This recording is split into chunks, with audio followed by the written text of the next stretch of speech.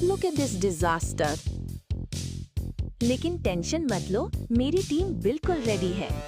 सबसे पहले हम पुराना एस्फॉल्ट हटाकर रास्ता साफ करेंगे। धूल और मिट्टी के बीच एक परफेक्ट बेस तैयार हो रहा है। अब फिनिशिंग टचेस की बारी है।